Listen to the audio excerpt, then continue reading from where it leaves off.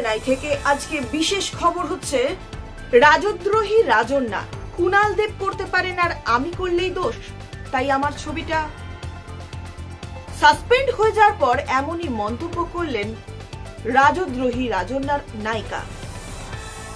বিজ্ঞপ্তিতে লেখা দলবিরোধী কাজের জন্য সাসপেন্ড করা হচ্ছে রাজন্যা ও প্রান্তিককে, যা থেকেই দুয়ে দুয়ে চার করে ওয়াকিবহাল মহল। যতই সাসপেনশনের খাড়া নেমে আসুক, যতই বিতর্ক মাথা চারা দিক, নিজের শর্ট ফিল্ম থেকে নিজের অবস্থানেই অনড় প্রাক্তন টিএমসিপি নেত্রী রাজন্যা হালদার। বরং তিনি পাল্টা প্রশ্ন তুলেছেন এই সাসপেনশনের সিদ্ধান্ত নিয়েই। রাজন্যা হালদারের স্পষ্ট বক্তব্য, দলের অনুমতি নেওয়ার মতো বিষয় ছিল না। রাজন্যার পাল্টা প্রশ্ন, কুণাল ঘোষ যখন গান লেখেন, দেব যখন সিনেমা করেন, তখন দলের অনুমতি নেন?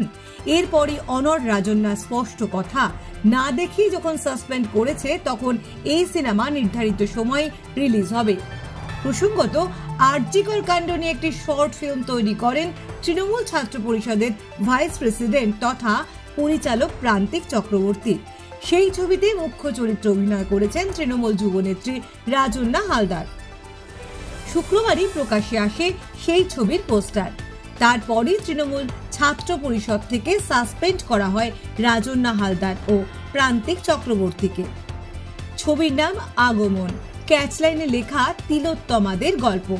ছবির পোস্টার সোশ্যাল মিডিয়ায় আসা মাত্রই সমালোচনার মুখে পড়েন ছবির অভিনেত্রী ও তৃণমূল যুবনেত্রী রাজন্যা হালদার এবং ছবির পরিচালক প্রান্তিক চক্রবর্তী। ওদিকে ঠিক তারপরেই তৃণমূল ছাত্র পরিষদের তরফে বিজ্ঞপ্তি জারি করে রাজন্যা ও প্রান্তিককে সাসপেন্ড ঘোষণা করা হয়। টিএমসিপি সভাপতি তৃণাঙ্কুর ভট্টাচার্যের স্বাক্ষর সম্বলিত সেই বিজ্ঞপ্তিতে লেখা, দলবিরোধী কাজের জন্য সাসপেন্ড করা হচ্ছে রাজন্যা ও প্রান্তিককে, যা থেকেই দুয়ে দুয়ে চার করে ওয়াকিবহাল মহল। এখন গতকাল ছবির পোস্টার প্রকাশ পাওয়ার পর শাসক দলের তরফে সোশ্যাল মিডিয়ায় কড়া বার্তা দেন কুণাল ঘোষও। তিনি লেখেন, আরজিকর প্রসঙ্গ উল্লেখ করে একটি শর্ট ফিল্মের খবর এসেছে, এর সঙ্গে তৃণমূলের কোনো সম্পর্ক নেই। আমরা তিলোত্তমার ঘটনার ন্যায় বিচার চাই।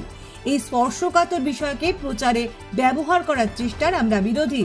যে কোনো ব্যক্তির স্বাধীনতা আছে সৃষ্টিতে, কিন্তু তদন্তাধীন এই মর্মান্তিক ঘটনাকে দলের সঙ্গে জড়িত কেউ যদি ছবির প্রচারে ব্যবহার করে, দল তার দায়িত্ব নেবে না। দল এ বিষয়ে কোনো অনুমতি দেয়নি, দল জানতো না।